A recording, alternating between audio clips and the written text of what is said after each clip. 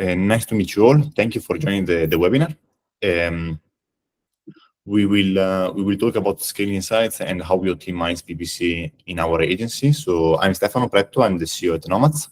We are partnered with Scaling Insights now since 2 years, if I'm not mistaken. I think it's 2 years, yeah.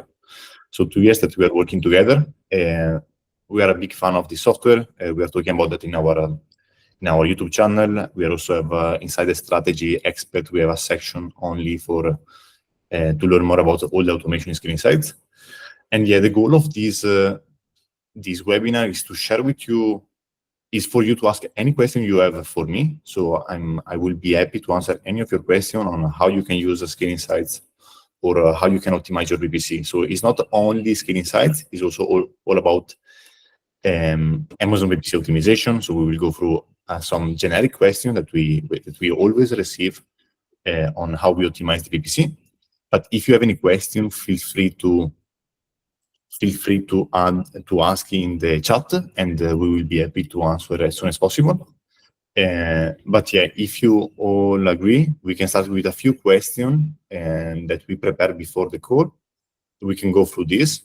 And if you're okay, we can start with the Scaling Insights feature. So we can start talking about Scaling Insights. So the last...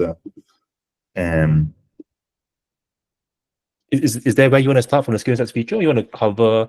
So I got 3 categories of questions: campaign optimization, bid management, and negations.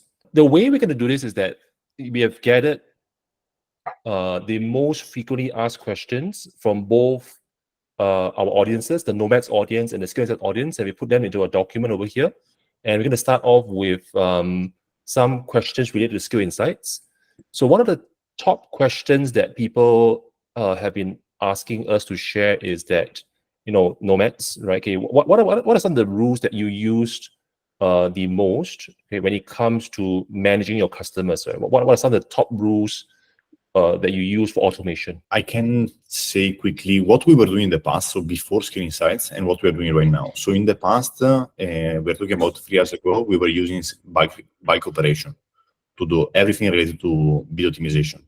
And I don't know if some of you are still doing that, but I really think in the future, no one will use any more bike fines.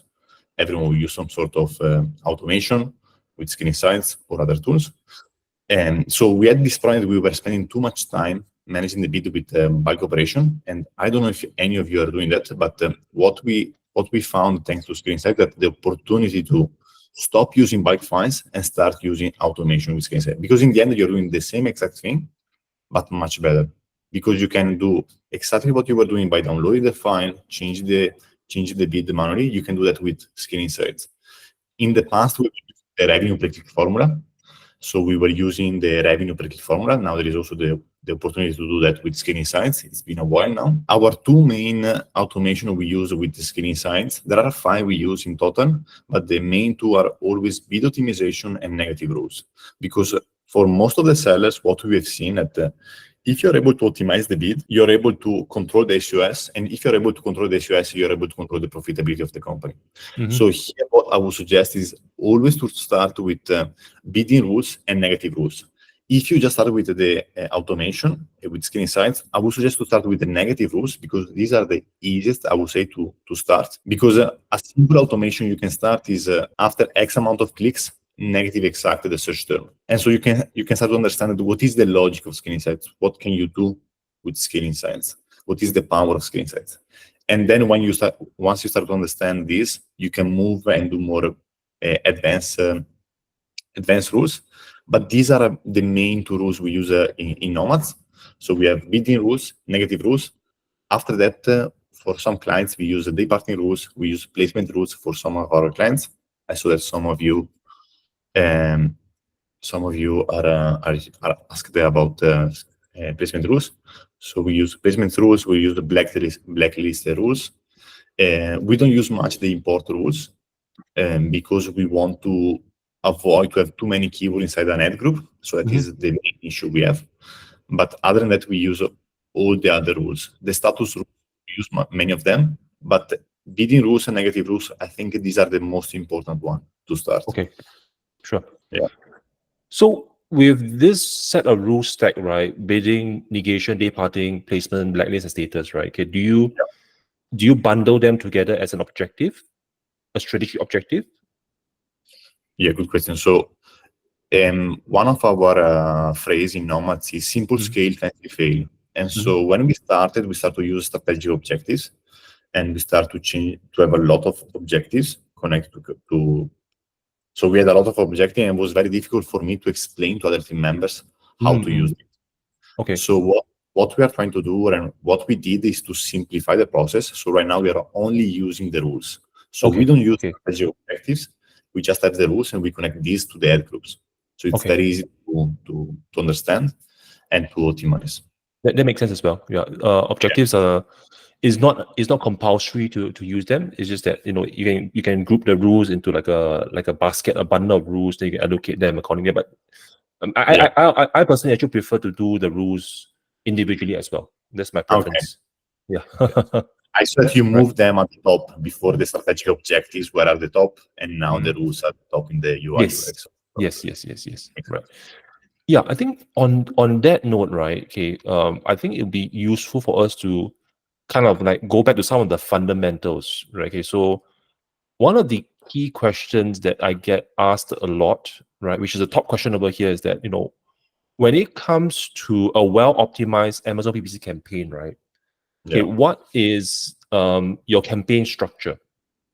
Yeah. Do you have a campaign structure that can work for any category, or how does it go about? Yeah, so we always use the same campaign structure. So again, here we always like the phrase simple scale, fancy fail. Keep it as simple as possible because it's so easy to overcomplicate PPC. So I would always suggest one campaign, one ad group, one parenthesis inside this ad group. So we have all the child basing under one parenthesis. And then we have a limit amount of keyword. We don't want to put too many keywords inside an ad group. That is also an important point. But this is the structure we always use for our clients. So there are a few cases where we use different structure, but for, let's say, 90% of our campaigns, we always use this structure because this structure helps you to scale the campaign. Sure. So let's say... Sorry to interrupt. Can you just repeat? You said one campaign for? Yeah, one campaign, one ad group. Inside this ad group, we put only one parenthesis. So we don't mix different child basing of different parentheses inside the same ad group. So one campaign, one ad group, and always targeting only one parent ASIN. Correct. Yeah. The variation of only one parenthesis. We don't mix the child variation of different parentheses, because if we do that, we will not be able to control the takeoffs over the equals of the account. That is the goal. We always want to control the maximum amount of control. You don't split all the variations into individual campaigns. It's just that you don't mix variations of other parents. That's what you meant, right? Okay, got it. Correct. So one campaign, one ad group, and only ASINs of that parent-child relationship, basically. Yeah. Now that you have covered the structure of your ad groups, and you also mentioned keywords, right? Okay, so you limit the number of keywords per campaign, right? Do you have like a number that you stick within? This number depends on the conversion rate of the product. So the lower the conversion rate of a product, the lower the amount of keywords we want inside the ad group. Because if we have a product that has a price of $100, if we have 30 keywords or 50 keywords inside, we need to get a good amount of data before taking action on this keyword. For that reason, we want to make sure that we don't have too many keywords inside. So we want to limit the amount of keywords inside the ad group based on the price of the product. So the higher amount of the higher is the price, the lower is the amount of keyword we want inside. For our general rule that we don't want more than 30 keywords inside the campaign. So that is our general rule. I see that a comment still not clear. I see a comment from I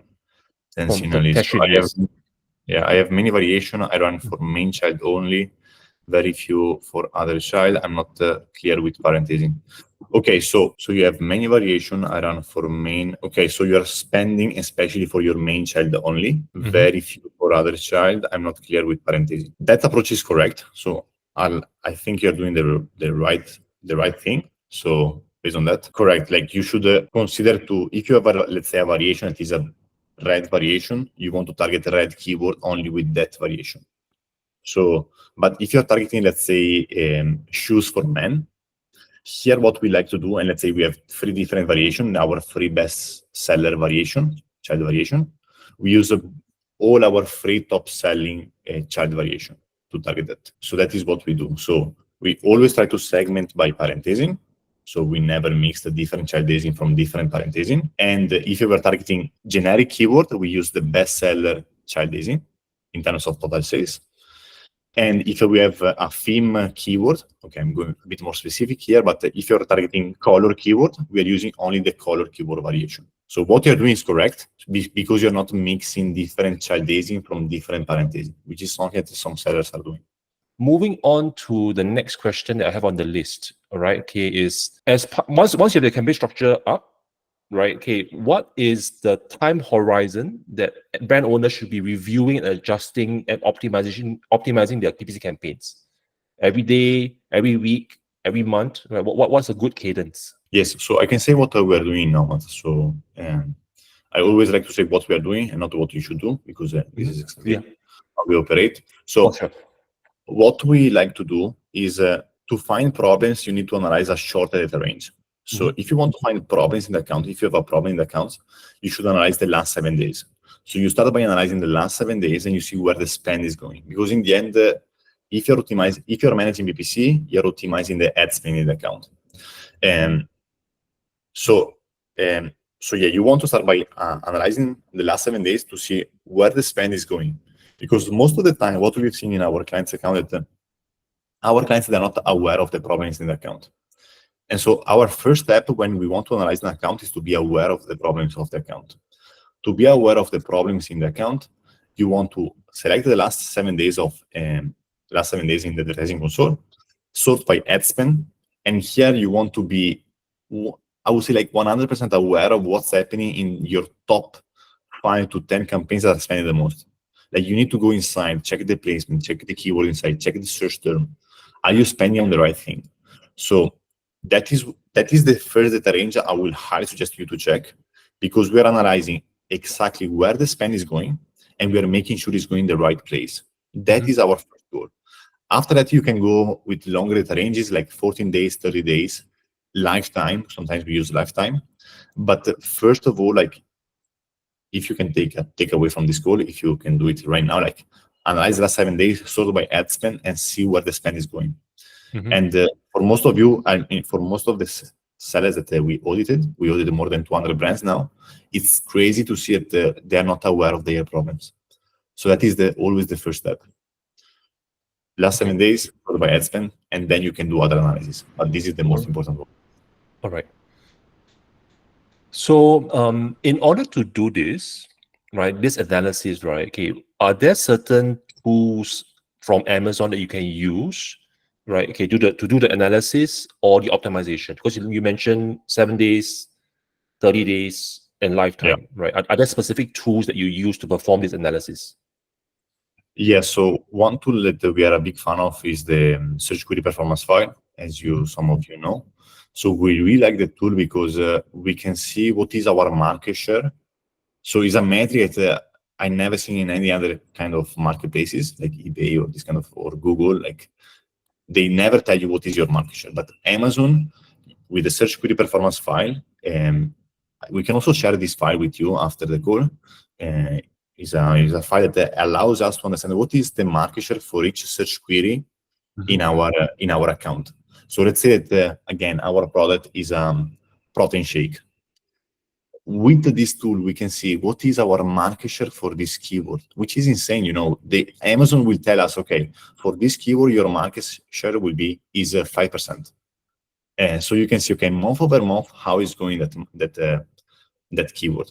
And so on the PPC side, you can see, okay, if my market share is decreasing, I know that I need to do something, and I can do something with PPC because PPC is one lever I can use to improve my market share. So this is one tool that we use. Another tool that we start to use more is the Product Opportunity Explorer that allows you to see more information about the niche. again, if we need to go in details about the tool, it will take too long. But we can share after the call to all the people that join the call and this file about the brand analytics. So you will be able to analyze your market share for each keyword.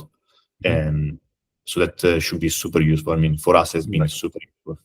Okay. So, Stefano, just to clarify, because there's a question from Brian asking, what tool do you use to analyze SQP data? Is that something you'll be sharing after the call? Yes. So it's a Google Sheet. So it's a Google Sheet. Okay. Yeah, that we created, and we will give it to you. So I will check with Gabriel, our marketing manager, so you will get it. Okay, let me just write this down now. Google Sheet to analyze SQP. Okay. Yeah.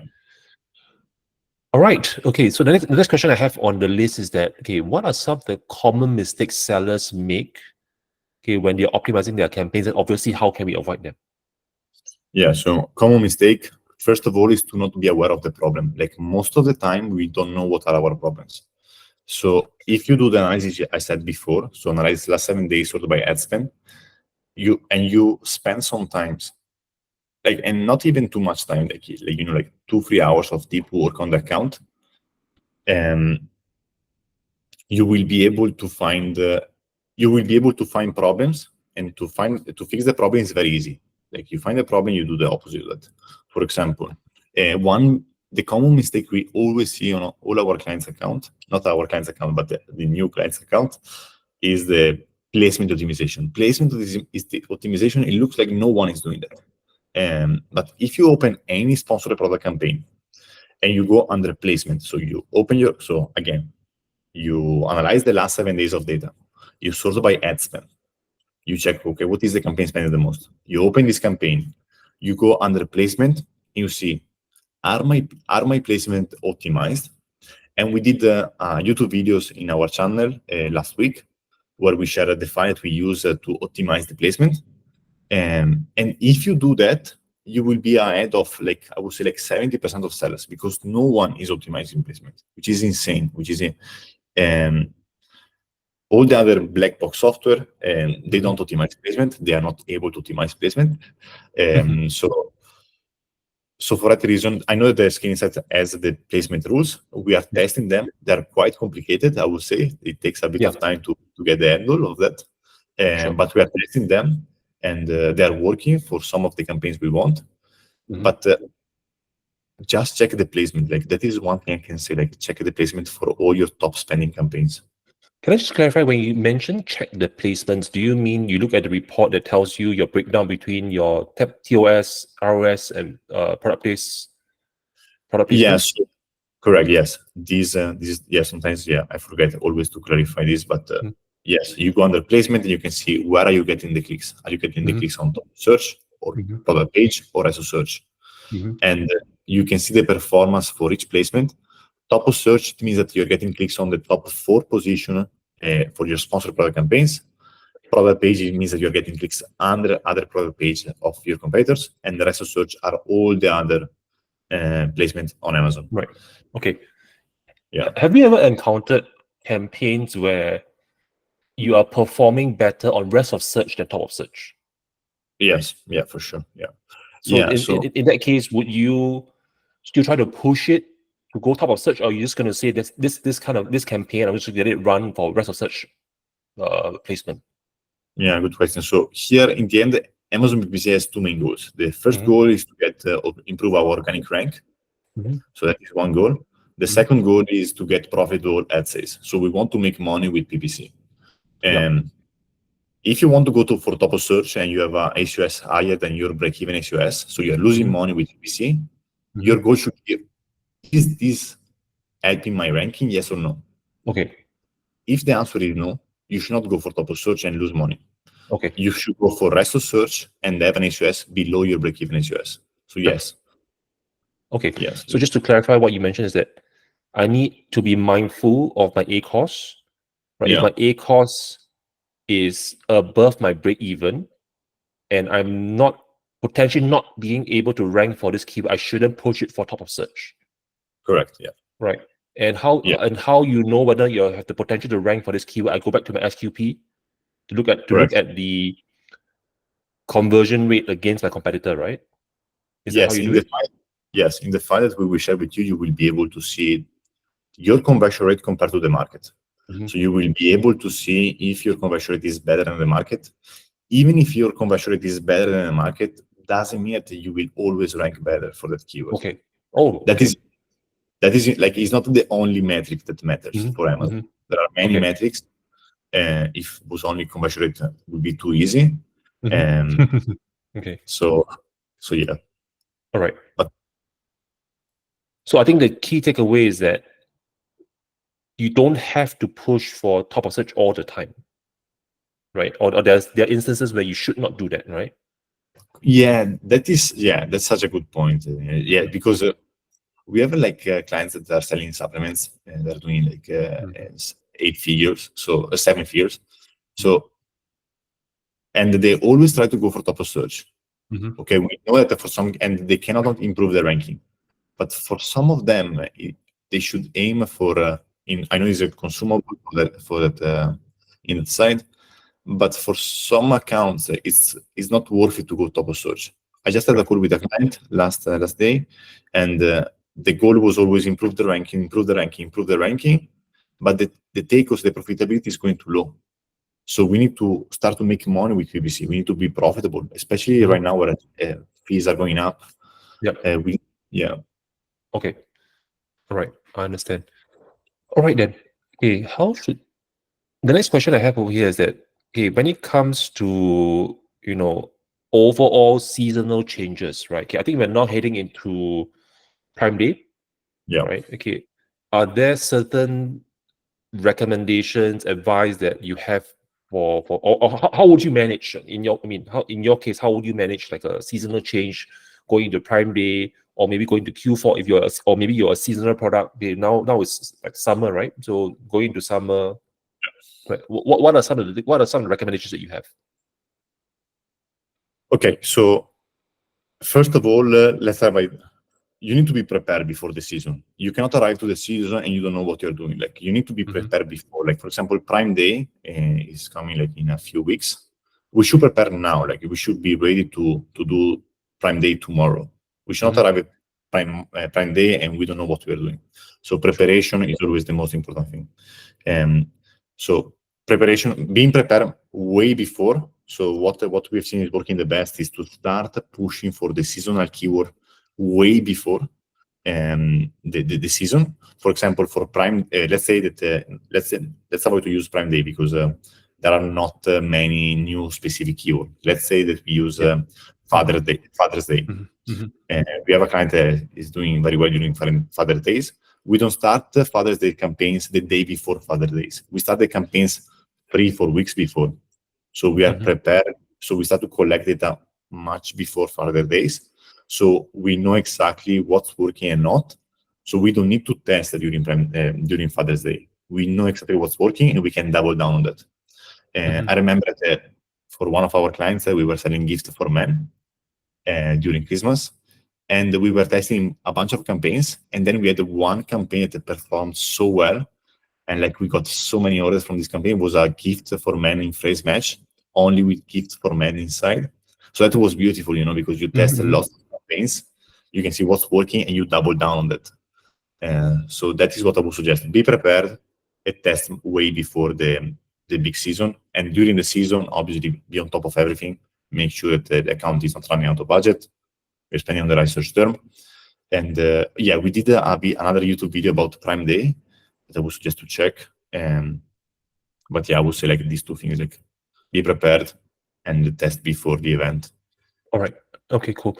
I just want to circle back on the placement question, because Len over here is asking, right? Okay, if let's say you want to influence your keywords towards top of search, right? Okay, do you reduce the bids and increase the multiplier, or how do you technically do it? Yes. So we have a file. Again, we have another Google sheet that helps us to optimize the placement, and so we do that with our file. We gave it away in our YouTube channel. We can give it away also to the people that join this webinar. Happy to do that. But we do exactly that. So if you just increase the placement, so let's say you want to spend more on top of search, if you just increase the bid adjustment on top of search, your CPC will increase, and so your ACS will decrease, which is a problem. So what we want to do, we want to increase the placement, and then we want to decrease the bid. Again, we have a formula to do that. Will be a bit too complicated to share it right now, but we will share with you a file, so the SQP and the placement optimization after this call. Yeah, I'll take note of it. No worries. Yeah, I'll take note of it. Yeah. Thank you. So, all right. Okay, so that is more or less the questions that I have about campaign optimization, right? Okay, we will segue now into bid management. Yeah. Right. I think this is going to be a huge topic. What are some of the strategies that you recommend, right, for setting and adjusting bids on Amazon? Okay, to adjust bid, we use Scale Insights. So we are a big fan of using Scale Insights for the bid adjustment, as I said before, and bidding and the negative rules. We use primarily Scale Insights. I don't think if you're a big, if you have more than, let's say, to be honest, you should use Scale Insights for this. You could do it manually first to learn how it works, what is the logic behind. But after a while, I would highly suggest to move to Scale Insights to do everything with the automation there, because it make it so much easier. And what we do with our rules is that we have a stack of rules. So we analyze different data ranges. So we analyze the last 7 days, we analyze the last 14 days, we analyze the last 30 days, we analyze the last 60 days. And that is something you cannot do with bulk files. So that is the problem with bulk files. With bulk files, when you analyze an Excel sheet, you just are analyzing one data frame. That is the problem. You are downloading the last 7 days and you see just the last 7 days. That is a problem because you just see a piece of the puzzle. So what you want to do, you want to use Scale Insights. Again, I would suggest to start with simple rules. Do not overcomplicate at the beginning. We have a stack of 12 rules for our bidding rules. Obviously, they're a bit more complicated, but if you're just started, I would suggest start simple. For example, one rule that most of you need is the one that if you don't get clicks on a new keyword, you want to increase the bid. For that, I'm quite sure that is true for almost all the sellers. So if we're not getting clicks on a keyword, we want to get clicks. So you can create these in-chap rules. So you can say, okay, if in the last 7 days I didn't get any clicks, please increase the bid by 50 cents, by 10%, depends on your account. And I will start in a simple, and then I will keep learning more about the Scale Insights rules. And on our side, we have a stack of rules that we go through in every single account. But yeah, so I didn't say these rules, but it will take too much to explain them. We did a video, so IPS in Scale Insights, to talk about that, all the bidding rules, how to create them. So we should have some resources if they want to learn more. Okay, I would take note to share the link. Is this on YouTube or what? For the bidding, or is that recent video that you did covering all the rules? All the rules, yes, exactly. Okay. So that video is in our strategy library, which I can share with you guys. Yeah. Right. Okay. I think this is a tough question, but I think a very important question is that how do you determine the bid for each keyword?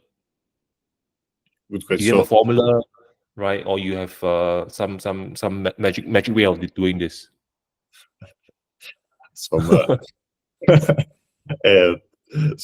overall, depends on the keyword, in the end, the keyword, as I said before, or you aim for profitability or you aim for ranking. If the goal is ranking, SEO is not your main metric, because you care more about organic rank. Obviously, you care about SEO. You always care about SEO, but you care more about organic ranking. But let's say that our goal is SEO. One simple formula is the revenue per click formula. Yes. I remember when I started with Amazon PPC, I was always using that formula. The problem with that formula is that it's not taking into account placements. So that is the problem with that formula. Because if you have a top of search of 200%, the revenue per click formula will not take into account that. So you need to use a different formula to optimize the bid manually. Again, we do everything with Scale Insights, so we don't do any more manual changes on the advertising console. We don't think that is the right strategy. But when I started with PPC, I was using the revenue per click formula, and I was doing that manually, which was insane. Yes. So the revenue per click formula is ad sales divided by clicks. So let's say that you got 1,000 ad sales, you got 100 clicks, and then you multiply by your target acres. So yes, with that'll be the this, bit. Yeah. you get the bid that you want to use. All right. So when you do bid adjustment, do you always adjust bids towards a target A cost? Because there are four ways to adjust bids in Scale Insights, right? Target A cost, percentage, status, or a certain amount. Do you always adjust by target A cost? No, we were using before. So before we were using by target acres. So we were using the revenue per formula. But in the past, this was not taking into account placements. As I said before, the revenue per formula is not taking into account placements. Yes. I said that now there is the opportunity. You can normalize based on the placement. Right. So we are working to come back to the revenue per formula. But right now we work on a percentage. So okay, so got it. So you overcome that by using the percentage to make adjustments. Correct. Yeah. Right. Okay. Then, so just kind of like going a little bit into some of the settings of Scale Insights, right? Okay. So whenever you make an adjustment to the bid, what's your typical days to observe? Okay. So when we make with the rules that we have with Scale Insights, what is the data range we are going to use? What are the data ranges? So that means after you make adjustment on the bid, right? Okay. Do you observe for 2 days before the next adjustment? Yeah. So we always observe because if we make a change today and we change the bid again tomorrow, we are going to analyze the same data set. So the same amount of data. That is the problem. Yeah. So what we like to do for a normal account, again, for a bigger account, we do this more often, but we make a change today, we wait 7 days before taking another change. So let's say we make weekly changes on the bid side. Sure. And for bigger accounts, so if you're spending more than 50,000, 100,000 a month, we suggest to do it more often.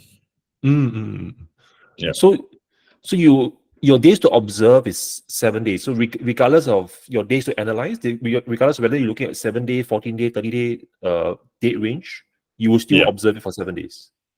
Yeah. Oh, interesting. So basically, you adjust bits once a week. Yeah, correct. Because what we care in the end is that we have the right amount of data to take a decision. If I know that in the last 7 days, I got enough clicks so that I can take a decision on the bid side, I can stop and wait because I analyze a keyword with a good amount of data. With a good amount of data, I mean a good amount of clicks. Yes, so good amount of clicks, yes. Yeah. Yes. Clicks is our main metrics to understand if we have enough data. We don't use impression, we don't use CTR. These are a lag indicator. What we really care is the amount of clicks in the account. Right. Okay, so the next follow-up question is that when it comes to bid management, another issue that you have to play around with or deal with is your budget. Right. Yeah. Okay. How do you go about controlling the individual campaign budget? So here first I would suggest one thing we always do when we take over an account is we call it budget alignment, which means that if a campaign is spending on average $10 a day, we don't want the budget to be to $100. So if the daily budget, if we are spending around $10, we don't want the budget to be $100 to $200. We want the budget to be very close to the campaign ad spend. So if a campaign is spending $10 a day, our budget is $10 or very close to $10, because we don't want the campaigns from one day to another to start spending like crazy, and we don't know what's happening there. So that is what we want to make sure that so that is the first thing. So please, another action step after the call, you can select the last 7 days, understand what is your daily average ad spend for each campaign, for your top spending campaigns, and make sure that the budget of the campaign and the average daily ad spend is very, very close. So we don't want to have a campaign that is not very close to the ad spend of the campaign. Okay, so this is one. So this is for the campaign. And the second, another big problem that I've seen, I was speaking last week with a client, we cannot increase a campaign of a budget without analyzing the campaign before. We want to analyze the campaigns before increasing the budget. That is very important. Do not increase the budget without knowing what's inside the campaign. And yeah, there was a for sure. Right. Okay. So because there are three match types when it comes to keywords, right? Broad phrase exact. Okay. Yeah. Are there differences in how you deal with these match types, or do you treat them similar? Yeah, so we use different target ACOs based on the match types. So, for example, for exact, we are willing to go with an higher SUS because we know that exact match is helping us more in terms of ranking compared to a broad match keyword. And so the main difference is the target SUS. So the main difference is the target A cost for the different match types. So and typically exact, you'll be a bit more aggressive. Correct. Yeah, because with exact we know that we can rank better for some keywords. All right. Okay. The next question I have over here is that because when it comes to bidding, Amazon allows you to do dynamic bidding. Yeah. Right. Okay. So how do you deal with that setting, right, when it comes to your bid management? So here there are three different kinds of bidding strategy. There is down only, up and down bid. Yeah. So the down only, for most of our campaigns we always use down only. Okay. And so down only allows you to set a bid of $1, and Amazon is telling you that they will spend $1 or less. Or less, yeah. Fixed bid, you set $1, and Amazon is telling you we will spend only $1. Yeah. Up and down, it means that for top of search, the $1 could go to $2, and for product page could go to 1.5.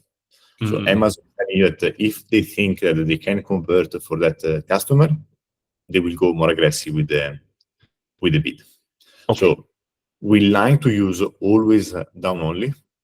So down only by default. So as soon as we create a campaign, we use down only. If a campaign is struggling to get clicks, even with a very high bid, we go with fixed bid. And for some campaigns, so fixed bid only if a campaign is not getting clicks. And we are using more and more up and down for automatic campaigns. So for our automatic campaigns, we like to use up and down because we're giving all the power to Amazon. And that is the goal in the end of automatic campaigns. So with automatic campaigns, we like to give Amazon all the power. Obviously, we try to control it. We try to add as many negative exact. Sure. But that is what we're trying to do. Sorry, could you just clarify, you mentioned that for auto campaigns, you use dynamic up-down. Yeah, correct. Okay, could you elaborate why would you do that? Yeah, so we tested this. So we tested automatic campaigns with down only, and automatic campaigns with up and down. And as Amazon says, like with up and down, Amazon tends to give you more impression and more clicks. And that is what we've seen for these campaigns as well. Okay. And in the end, automatic campaigns, you're giving the power to Amazon. Okay. Up and down, you're doing the exact same thing. Like we are giving the power to Amazon to boost your ad sales. So if you combine these two together, we have seen it is working very well. Again, I don't suggest to go in your automatic campaigns and to turn the up and down without changing the bid, because a mess will happen. So if you want to test up and down, I would suggest start with a low bid and slowly increasing the bid. Sure. But I will highly suggest to test up and down for automatic. Right. Stefano, can you just recap for Levin? So he's asking for dynamic up-down, right? Okay, what are the percentage ranges that Amazon will adjust the bid for based on placement types? Can you just recap the numbers? Yeah, so I'm using my memory right now. I read it, but it should be like 100%. So 100% for top of search and 50% for a product page. So it's not going to increase the bid for the rest of search, from what I remember. I need to read it again, but that is what happened. Yeah, I recall it similar to that. So Levin, you can just double check that when you have the time, right? You can just Google it, but I do recall it's that range as well. Okay. Right. Okay. So Stefano, we have a question from David. Yeah. He was asking, okay, what if, right? Okay, I have a set of keywords, right? They have got good conversions, but I still get high A cost. Yeah. Okay, what could I do about that?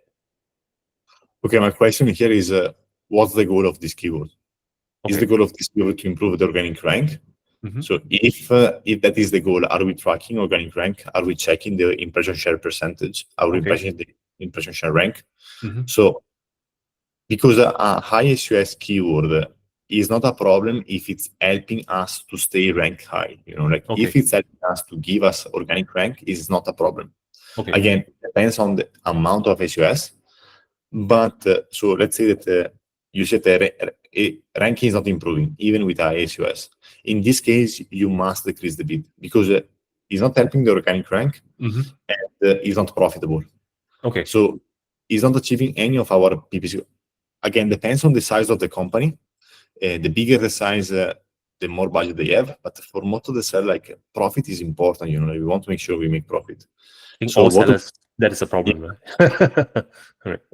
Okay, so basically the first principles is, okay, you have to be clear what the keyword is for, and and there's basically for two purposes, right? Either it's for ranking, or for profitability. So that is the main determining factor.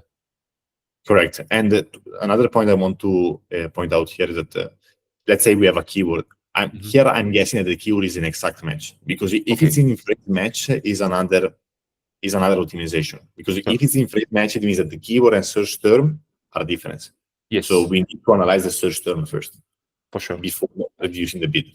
But in this case, if the keyword is an exact match, high SUS, I would make sure that placement are optimized first, so we're getting the clicks. Because if you have a keyword in exact with high SUS, but all the clicks are going to product page, you don't want to reduce the bid. You want to make sure you optimize the placement first. So that is important. Right. Yeah. Okay. So let me take a look at the questions that I have. Right. Okay. I think we can move on to negations, right? So we covered quite a bit of bidding already. So I think that's a nice segue. So you mentioned that if the keyword targeting is a phrase match, right? You want to analyze the search terms and see are there any that you want to negate away, which then leads to the question, right? How many clicks would you tolerate before you negate them? And if right, okay, this is kind of my question, right? Okay, so I'm gonna slot in my question at the top. So what are how many clicks will you tolerate? What if it's a hero search term? Would you still negate them? Yeah. Right. So in the context of phrase match. Okay. So negative keyword, what are doing? Like let's say we have a keyword that is shoes in phrase match. The search term will be shoes for men, shoes for women. So keyword and search term will be different. Yes. So for that reason, we want to use the negative rules with scaling science to make sure that after X amount of clicks or with other metrics, we negative exact this search term. So my answer is like after how many clicks do you change the bid? Is a question that I always ask to new PPC manager when I need to hire someone. After how many clicks do you change the bid? After how many clicks do you change it? Do you negative a search term? And unfortunately, almost no one answer the way I would like them to answer. That's fine. Right. And for me, the right answer, or for us in Nomads, is it's based on the conversion rate of the product and it's based on the tolerance of error.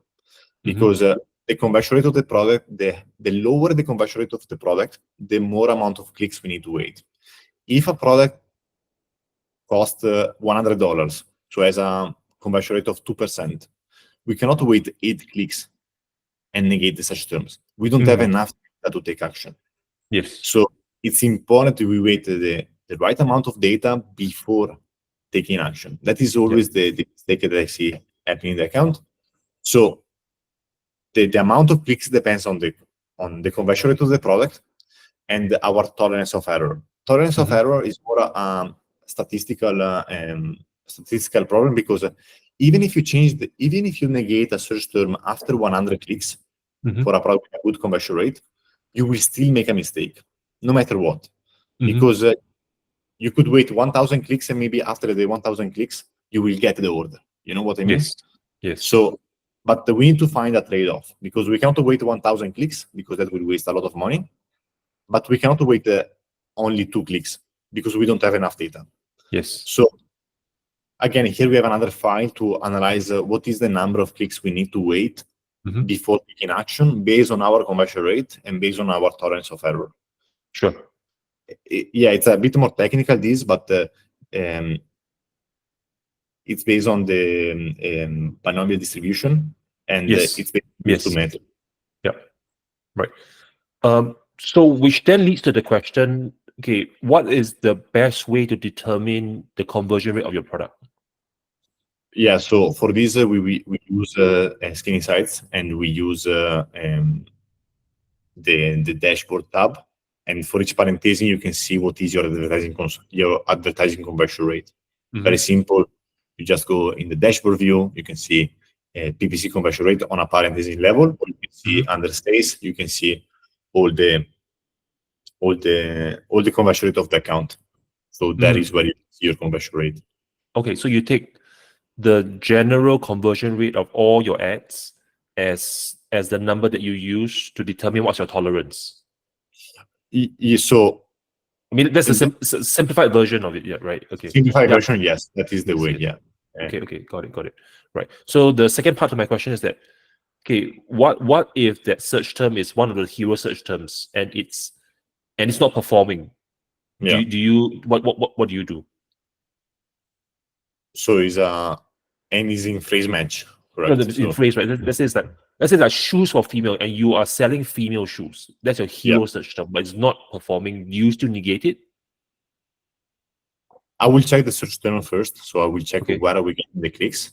If it's really not working, and I know it's not helping the ranking, I will negate. Right. So it's data-driven decision. Okay, cool. Data-driven, yeah. And if I want to test again, I will put in exact and we'll try to check the placement because maybe it could be a placement problem. Okay. Right.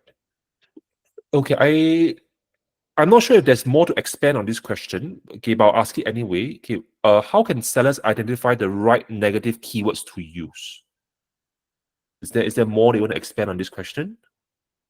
The right negative keywords, the rules to use for the negative keywords. So no. The question is how can sellers identify the right? I think the right keywords to negate. I think that should be the question. The way the question should be phrased. Okay, so the right keyword to negate is data-driven, so based on the amount of data you collect, or based on the relevance of the product. So if a search term is not relevant for the product, you should negative exact that search term. Okay, maybe to expand on this question and on something that we have not covered yet is similar to bidding, right? For negation, you also have the number of days to the lookback period, right? You do 7 days, 14 days, 90 days, lifetime. Yeah. So here we want to have as much data as possible. So we extended the data to 30 days. So we use most of the time we use 30 days as our baseline for negative keywords.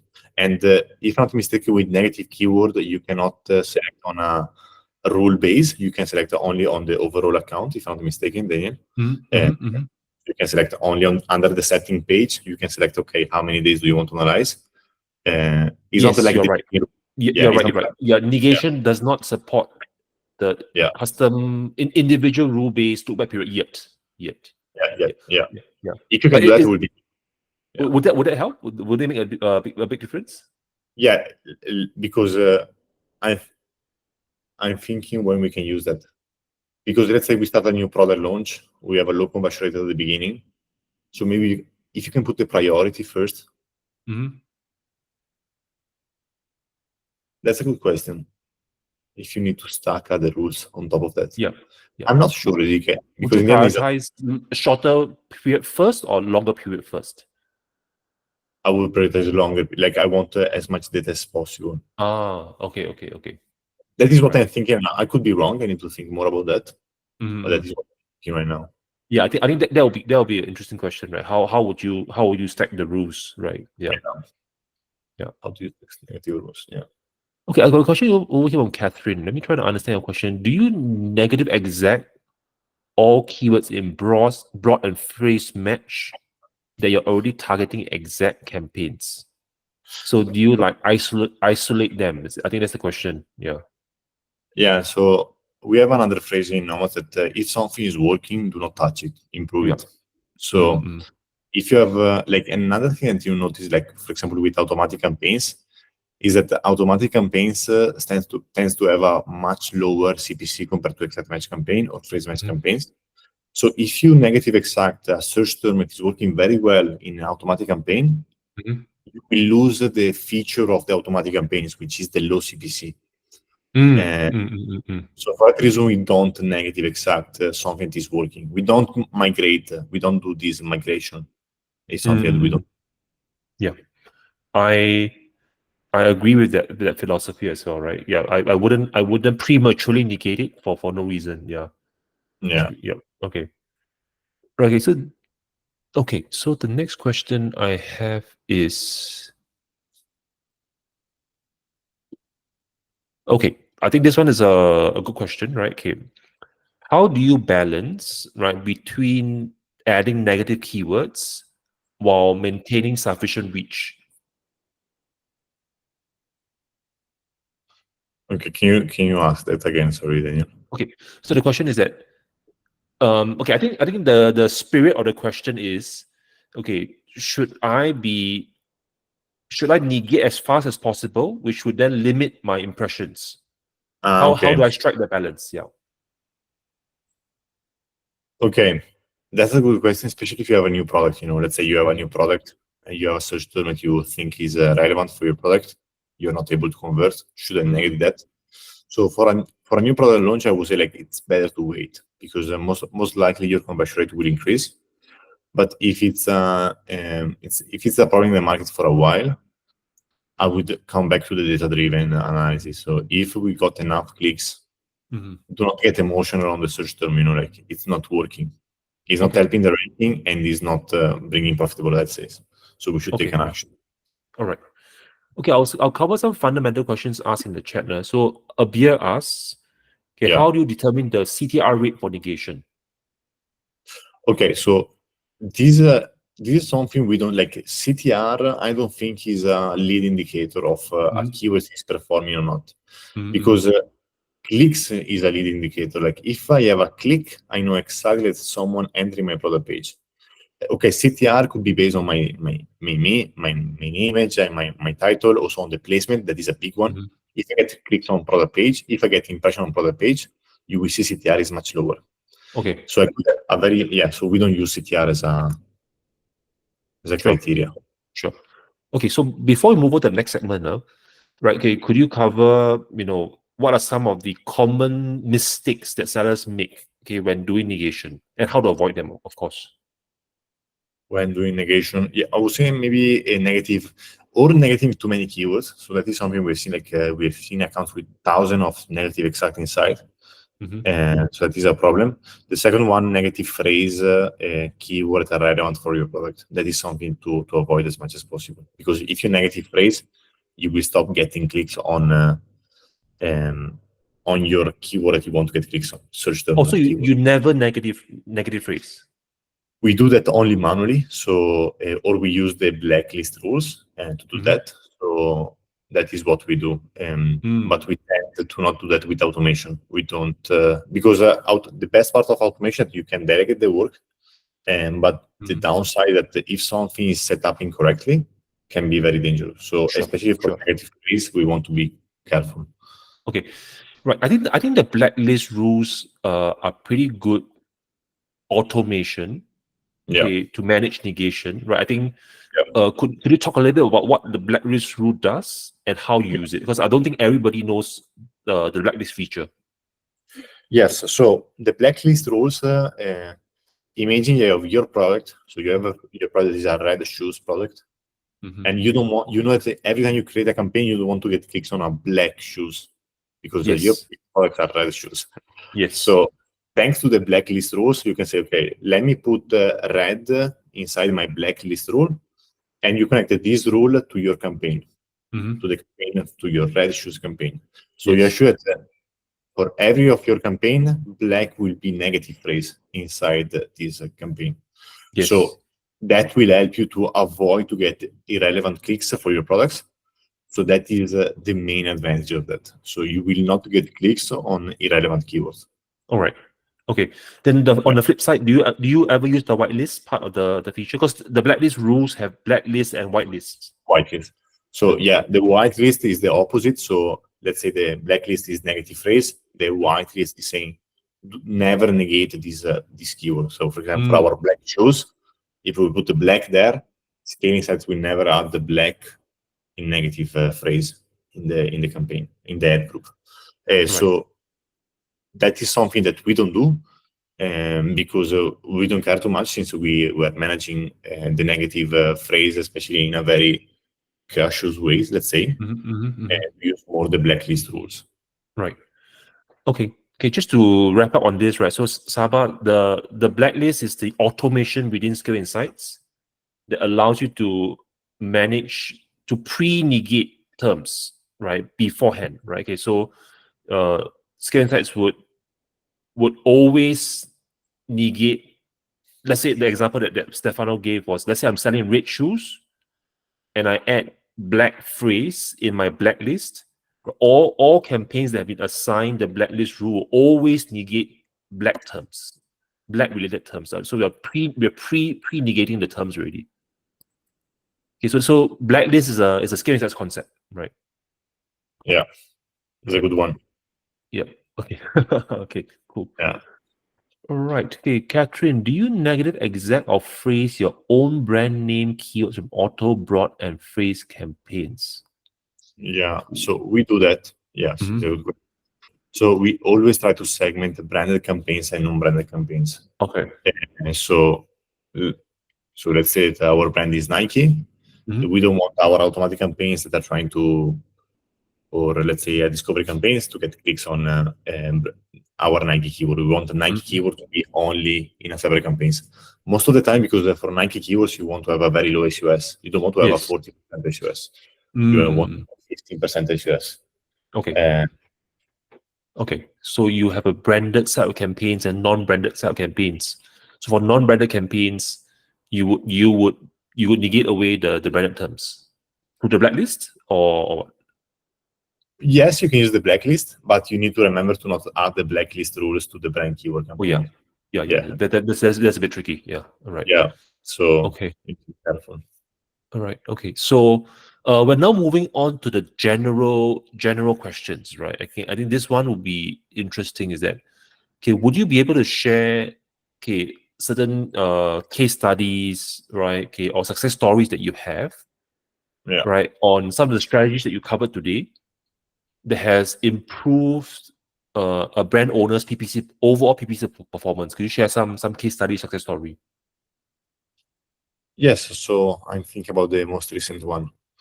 Well, there was one that was amazing. They were losing money, and we did exactly what I said at the beginning of the course. We analyzed where the spending was going. So that was manual optimization. Then we do the placement optimization. We do also the market analysis with the file that we will give it to you. And then we implemented our bidding rules to the account. And you see that the ASUS is slowly decreasing and going to the target. The ASUS was 45 and industry is 35. The company is a VC-founded company, so they're doing around 2 million a month.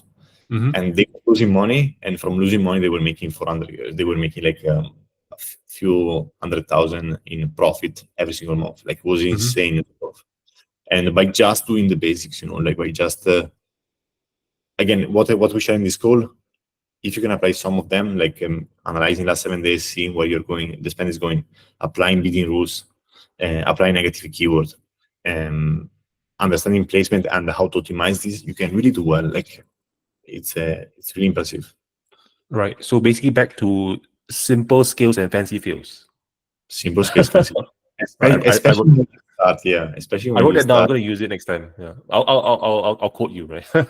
Simple skills. So simple skills. Yeah. It's not mine, so don't worry. It's not yours. Okay. Yeah. Got it. Right. Okay. I think this is kind of putting you on the spot, right? But I think it's a question that is on many people's mind. Is that okay? What? Okay, do you see any emerging trends in Amazon PPC that brand owners, PPC managers should be aware about? Some trends. Yeah. Yeah, so I think that ranking will be relevant, but will not be relevant as much as we think today. I think will be less. Can you and less. elaborate? That is a hot take. Can you elaborate on that? Yeah, I think keyword ranking will still be here. I don't think that the SERP, like people searching on the Amazon bar, will disappear. People will still search the bar, but I think that Amazon will have more and more tools to target the audience better than us. So it will because what you can see right now, that Amazon is always trying to replicate what Google was doing in the past. Is always trying to get more and more control over your PPC. We tell you, like, for example, there is another one now, a new targeting they're doing, like a keyword group. I don't know if you saw this. It's a new targeting group. So it looks like Amazon is always trying to put away the control from you and put it on Amazon. So they decide where to put the money. So you can see that Amazon is always trying to get the control over the ad spend. So you don't need to think what you're spending on, and they think about that. It's like the PMax in Google Ads, if someone knows. You just set the budget, set the bid, and they do everything. Right. Okay, but my take on that is that if Amazon takes back more and more control over, let's say, the PPC allocation of bids and budget and whatnot, right?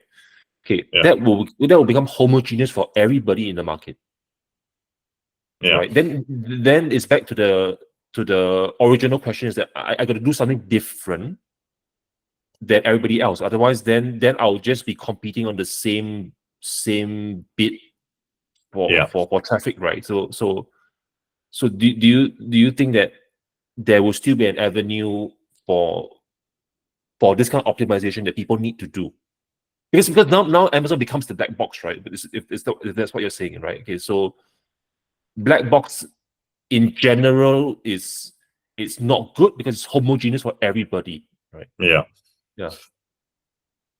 So I think that could happen. Like it looks like all the platforms, they want to have more control over the spend. Like I'm also thinking about Facebook. There is an audience target compared to us. But I don't think. I don't know. I think keyword ranking will still be a thing, but I don't know for how long will be a thing. That is what I'm thinking. That is what we are thinking also with our team. And another thing that we've seen, that the creatives start to be more and more important. So video ads, sponsored brand, sponsored display with video ads. So again, if you're a seller, I will not worry too much about this. But since for now, like, PPC is still helping the ranking and is still driving profitable ad sales, if you focus on these two things. Right. But for sure, like I said, it could change in the future, but we will see. We will always adapt, and we will see what to do. Sure. So I think one takeaway will probably be you got to be very mindful of having like a profit-driven PPC approach, right? Because like in the olden times, I mean, not very old, it's a couple of years ago, right? Like PPC was like rank and bang, right? Okay, just push very hard on PPC, I'll get organic rank, and I'll be set, right? I think that philosophy does not really work today, right? Yeah, I agree. Yeah, that was good days, like some automatic campaigns, you're good to go. Yeah. So yeah, it's a bit more challenging right now for the competition, for the CPC rising. So yeah, I will focus on profitability and ranking. So these are the main two goals of PPC, is what I always tell to our clients, and focus on that first. Okay, so I think we are about an hour into the call already, right? Okay, so maybe let's just summarize some of the key takeaways of the call. Is that you mentioned that you have this Google sheet that allows you to analyze your SQP data. Right? Can you just recap? Okay, why do we need that Google sheet? Why do I need that sheet to analyze my SQP? What's the reason? What's the impact that will have? To analyze your market share. So to tell you if so the market share is telling you what is the piece of the pie for that keyword for your product. Okay, so you want to see the market share for the particular keyword. So if let's break it down a little bit, right? So if I got good market share, what do I do? The market share, we care about the number, but we care especially about the trend. So for example, if I see that my market share in the past past month was 3%, and this month is 4%, it's a good thing. Yes. But so I don't care too much about the overall number. So we don't care about the absolute number. We care about the trend. Okay. If I see last year my market share was 5% and this year is 3%, I'm losing market share. I have a metric is telling me that I'm losing market share. That is a problem. Okay. So if you are losing market share, then what would you do? Good question. So there are different things you can do. So if you have a problem with market share, we can use one lever is PPC. Using PPC as a lever is one thing we can do. So making sure we are targeting exact match top of search, try to get that placement because we know top of search is the highest in terms of conversion rate. That is an idea. Try to have the keyword in the title. Try to put this keyword in the product images. They do whatever it takes to bring back that market share. There is no answer. It's not only one thing you can do, but you can do multiple things. So just to recap, the Google Sheet that Nomads will be giving out, right? Okay, is the Google Sheet that will help you analyze your market share trend. Yeah, right. Correct. And then from there you can make some decisions on what to do next. Correct. Okay, so there's one Google Sheet, right? Just to cover the second one is the Google Sheet for placements. Why do we need this file? What can we do with it? Yeah, with the placement optimization, you can optimize placement. So as I said before, if you for any of your sponsored product campaigns, you should optimize the placement. So this file will tell you how can you optimize the placement and how much you need to increase, how much you can decrease. Very simple, very straightforward. On this note, Nomads. I mean, not Nomads, Stefano, right? Appreciate your time helping to take this call, answer these questions. Right. Okay. So if there are questions that we weren't able to address during the meeting, we'll do our best to address them in another call. I'm super open to do this again. I don't know if people like it or not. Hopefully, they like it. Okay. But yeah. So on that note, okay, on behalf of everybody that's here, right, just going to do a huge thank you to Stefano. Okay, for being willing to share these Google Sheets. I wasn't expecting this, right? Okay, so I look forward to getting that distributed to everybody and myself as well. Thank you for joining, for hosting this, and thank you for Yes, and of course, thanks for the rest of you who joined the call. I hope that this has been useful. Thank you so much for joining. Thank you. Bye bye.